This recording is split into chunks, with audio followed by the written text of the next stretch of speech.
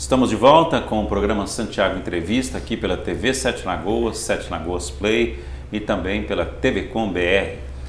Nós estamos recebendo aqui hoje Emílio de Vasconcelos Costa, estamos falando sobre esse processo de cassação da chapa que até o momento administrou a Prefeitura de Sete Lagoas. Emílio ficou em segundo lugar, nas eleições, entrou com o processo e foi vencedor. Emílio, a gente teve nesses 2 anos uma situação muito sinistra na cidade, um grupo se uniu, elegeu o prefeito e vieram trabalhando aí com apoio de, acho que 99% dos vereadores da Câmara.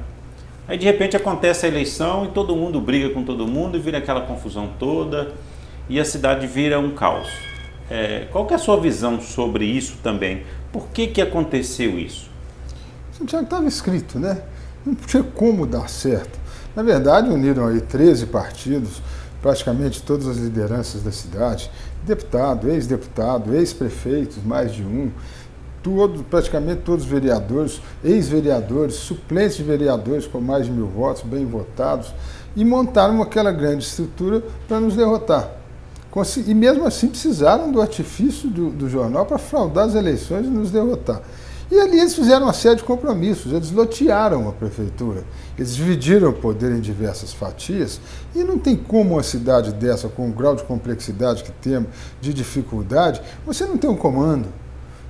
O prefeito que estava aí, ele não tinha um projeto de cidade, ele não sabia onde queria chegar, era um exercício do poder e ele foi passando fatias para honrar compromisso naquele processo eleitoral que o elegeu, aquele grande grupão, aquele condomínio, que foi montado para a eleição dele.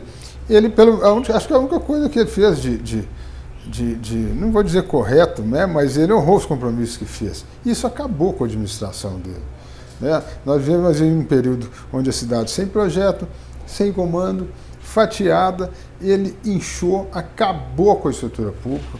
Essa semana eu usei a frase, não se conserta Sete Lagoas se não consertar a prefeitura. O funcionamento da máquina pública é impossível, você tem que começar dentro de casa.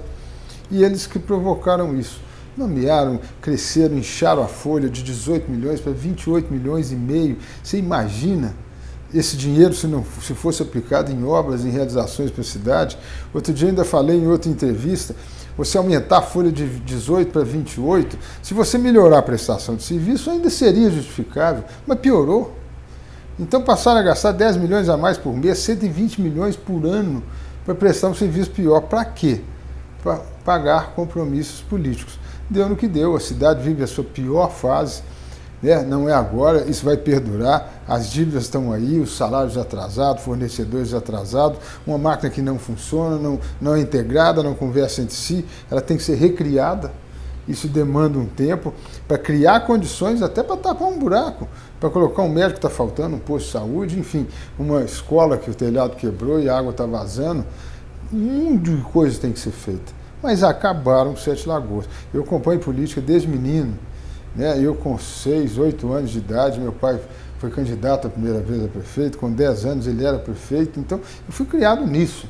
Eu já vi dificuldades, no mandato de meu pai nós tínhamos hiperinflação, mas como agora, Sete Lagoas nunca passou por um período tão ruim, tão difícil. Mas é o que eu digo, foram responsáveis por isso, vão pagar de alguma forma, já estão pagando, não deu certo, brigaram, esfacelaram, ainda houve situações até que eu acho as piores possíveis, de gente pulando do barco a hora que ele está afundando, ficou lá mamando, o termo é esse mesmo, indicando pessoas, usufruindo do poder, e a hora que o poder começou a naufragar, pularam fora do barco. E agora querem dar uma de santinho, que não tem nada com isso, ou que se arrependeram, que foram enganados. Não foram. A verdade é que todos esses que estão, de alguma forma, no poder em Sete Lagoas, são os responsáveis por esse desastre, na medida em que colocaram o desastre no poder. E digo mais, há muitos que até não estão no poder, mas tinham posições chaves na cidade, talvez até entidades de classe, a gente tem que dizer isso, também são responsáveis por omissão. Sete Lagoas está pedindo um grito de socorro aí há muito tempo e as lideranças, ainda que não políticas, não deram esse grito. Ainda fica todo mundo, não sei, vamos esperar e tal, o resultado está aí. O prefeito, que foi o grande responsável por isso tudo, ou foi usado por todo esse esquema, ele, uma certa hora, ele pulou fora e não largou nada, né? Nada que pudesse ser dada continuidade e tal. Aqueles que ainda ficaram lá brigando, acreditando, soltando boatos e não sei o que vai ficar e tal, como estão agora? Foram abandonados, ficaram ao léu, ao Deus dará, e agora estão todos tentando se organizar. O que precisa organizar é Sete Lagoas. Agora, como fica o funcionário público nessa situação? Uma grande vítima, talvez a maior de todas, né? Porque o que a gente vê, Santiago, eu acompanho esses 2 anos desse caos, né? Desse desastre que foi instalado em Sete Lagoas, você vê, olha, o número de cargos, se eu for falar aqui, nós ficamos a tarde inteira, o absurdo do inchaço da máquina pública, e você tem funcionários muito capazes, experientes, que estão lá há muito tempo, sabem o que fazer, aí vem um cargo de confiança para chefiá-los, que não sabe escrever, que não sabe o que está fazendo ali, desvio de função, cargos importantes estão servindo cafezinho em outro órgão que não tem nada a ver com o que foram nomeados, aí você desestimula. Eu sei de casos de funcionário que sabe, fez a coisa a vida inteira, vem um chefe, uma chefe que não sabe o que está fazendo ali, olha, o que eu tenho que fazer? E ele teve a humildade de falar, olha, você tem que me dizer, você é minha chefe, você fala que eu cumpro, não estou aqui para te ensinar. Você me dá diretriz, determina que eu cumpro. E ela não sabia que diretriz dar, até ela não sabia nem o que estava fazendo ali. Isso foi geral, né? Nós temos exceções, é claro, mas no geral, cargos errados, pessoas erradas, nos lugares errados, com as qualificações erradas, não funcionou. E ainda, se não tivesse só funcionado, estava bom, mas afundou. Agora uma coisa que eu observo muito séria que está acontecendo é o seguinte, estão formando vários grupinhos pequenos, e muita gente vai tentar alguma coisa meio que solo, achando que vai resolver a situação. E muita gente também pensando no seu umbigo, né? Você acha que que seria o momento de Sete Lagoas se unir para salvar a cidade? Ou essa união é pura utopia mesmo? Santiago, eu espero que sim e vou lutar muito para que isso aconteça. Mas sendo realista, esses passos só vão ser dados depois da eleição. Eleição extemporânea agora, o que a gente vê são grupos se unindo para se manterem no poder, a verdade é essa. Até aqueles, tem alguns aí que vêm como novidade, mas fizeram parte de governo Maroca, fizeram parte de governo Mazenado, fizeram parte de governo Leone, e agora eles querem se apresentar como novidade, que não tem nada com isso. E outros que estão lá esse tempo todo e querem continuar. Né? Na verdade, nós não temos nada aí de diferente de novo, a não ser que esse projeto que nós encabeçamos há muitos anos, e eu acho que chegou a hora, o povo tem entendido isso, de que tem que mudar tudo, a política tem que ser diferente. A forma de fazer política é para dar liberdade de administrar depois. Né? Ser eleito sem compromisso com grupos, com pessoas, com interesses econômicos, partidários. Né? Chega. Agora nós temos que ter cuidado de Sete Lagoas. Né? A cidade tem que ser cuidada, as pessoas têm que ser cuidadas, a cidade tem que ser resgatada, reconstruída. E é isso que eu acho que a população está entendendo. A política mudou muito, até em nível nacional quanto estadual. Quem acredita que aquele jogo anterior prevalece, está muito enganado. E vai ver isso agora nas urnas, porque ninguém aguenta mais. Como administrar, então, de forma que não tenha mais essas parcerias? Porque, de certa forma, existe uma cultura na cidade, desse jeitinho, né? Eu te apoio, você me arruma um emprego, eu te apoio, você me arruma um favor e tal, né? Você vê que você vai lá e vamos fazer uma parceria com os vereadores vão nos apoiar, ele tem direito a tantos cargos, o outro tem direito a tantos cargos. Como é que vai fazer agora para reconstruir isso na cidade? Santiago, está claro que essa cultura que levou a cidade para o buraco. A população vê isso, eu ando nas ruas, eu vou em todos os bairros, em todos os níveis sociais, isso é consenso. Esse toma lá da cá, esse jogo de interesses, esse fatiamento da prefeitura, é que levou a cidade para dentro do buraco. O povo não quer isso mais. O que eu acredito, e o que vai sustentar prefeito de Sete Lagoas, vai sustentar amanhã um deputado, os próprios vereadores, chama-se resultado. O povo não quer saber mais de quem apoia quem, o povo quer saber quem vai dar resultado. Quem vai cuidar da cidade, quem vai reorganizar a máquina pública, quem vai criar capacidade de investimento, vai reequipar a saúde, vai tampar nossos buracos, capinar nossos matos e, depois de arrumada a casa, criar condições para a gente ter investimento. Tem grandes interferências que têm que ser feitas em Sete Lagoas. Nós temos uma hospital regional parada aí, que é uma bandeira, né, que temos que pegar nela, mas olha o estado que a cidade está, tem coisas na frente.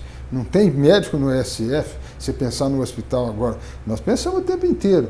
A cidade chegou num ponto que nós temos que começar do básico, né? E consertando devagarzinho, fazendo direito, não é jogando dinheiro fora como tem sido feito aí. Não, tem tanto, o povo de Sete Lagoas sabe. Qual que é tudo tem que ser diferente. O processo agora que se encaminha a partir dessa semana, depois do julgamento dos embargos? Olha, com toda sinceridade que eu sempre uso, o vice-prefeito que está em exercício, agora o prefeito renunciou, ele deve ser afastado ainda essa semana, basta a publicação dos embargos, toda decisão judicial só vale a hora que ela é publicada.